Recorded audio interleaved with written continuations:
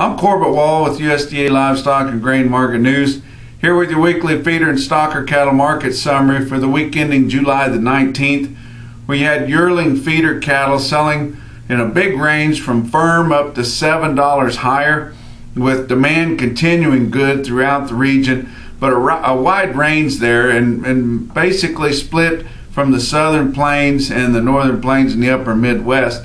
Down in the southern plains, your yearling markets were mostly unevenly steady up to $4 higher, and in spots like in Oklahoma City, you just saw they even called their yearlings just a little bit lower. It was just so blistering good last week on lighter receipts.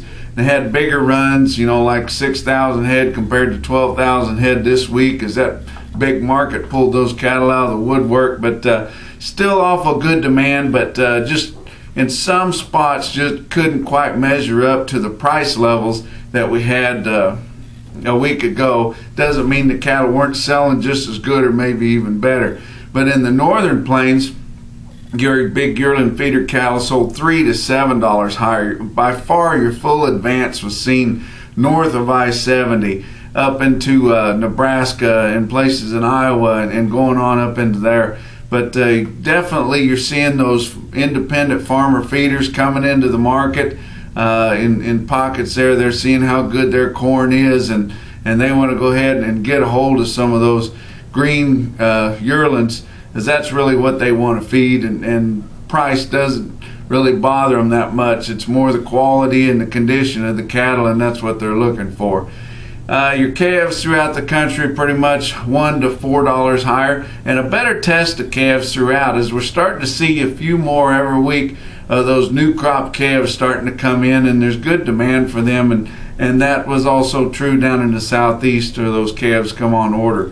But better demand this week for those 600 to 800 pound yearlings, especially those thinner fleshed old crop kinds coming in. As the several weeks before, we've seen most of the demand on those big heavy yearlings weighing 8.5 to 9, but now we're starting to see those guys come in for those lighter yearlings to put on feed, and those cattle will have more of a chance to eat some of that new crop corn that looks to be quite a bit cheaper than what we've been feeding for a long time. But still, you see, in those independent farmer feeders for the most part, but also any of those northern feedlot guys, they like to feed those big cattle, those big green yearlings weighing 800 to 1,000 pounds. And you'd think those cattle are too heavy, but those northern guys are still going to put 500 to 700 pounds on those cattle. We don't sell cattle weighing 12 or 1,300 pounds anymore, especially up in the northern plains. They're not as worried about efficiency. They're more worried about quality. You do see some of those lighter weights in places down the southern plains, but on those really good cattle, they're going to take those cattle up to 1,500, 1,600 pounds.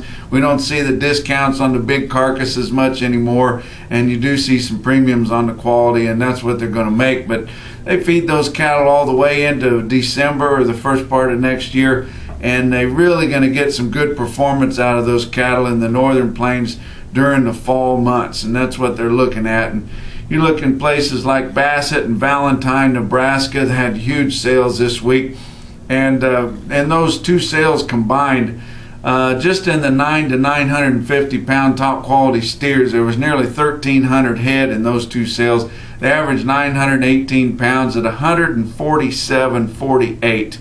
And you get to thinking that you just can't make those cattle work, but if you put enough pounds on those cattle and you do it yourself, you can actually back those cattle up into something that you can hedge, and they're actually doing that. But on top of those big prices on those heavy yearlings, it was just routine. We saw numerous 7-weight top quality steers well up into the 160s. We saw a lot of 6-weight yearling type cattle selling up into the 170s, and just huge prices there. And it's because the green yearlings coming out of the sand hills, which is up there your Nebraska areas there, and going on up north into the northern plains, not as many of those cattle. Now, we've talked about not having as many cattle in the Osage of Oklahoma or the Flint Hills of Kansas, but they're even more scarce when you get up into Nebraska and up in there, because that's still cow country up in that part of the country, and those guys are going to keep their cows.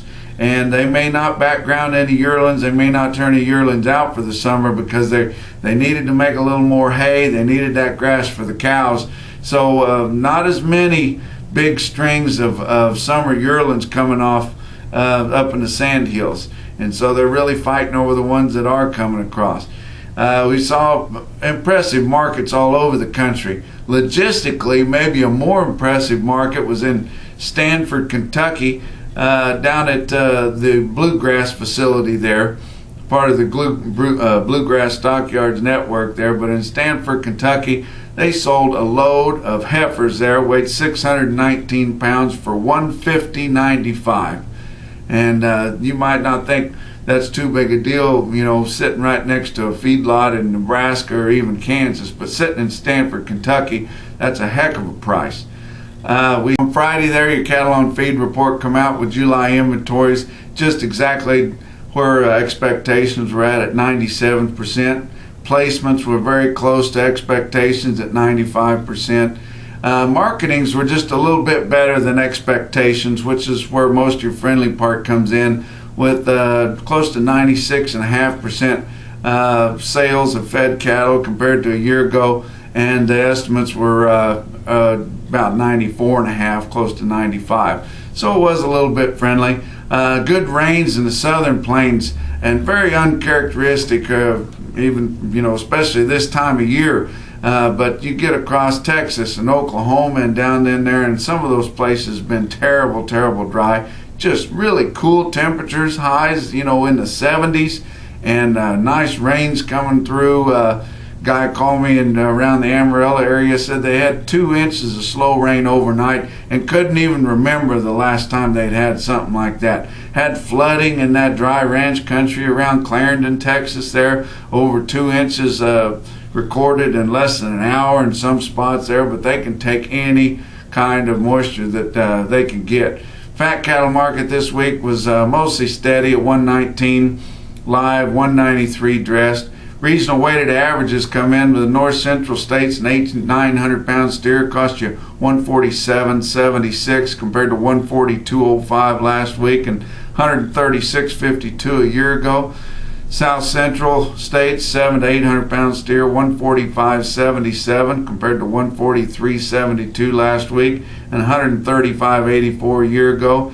Down in the southeast, a 500 to 600 pound calf cost you $144.55 compared to $141.98 last week and $130.57 a year ago.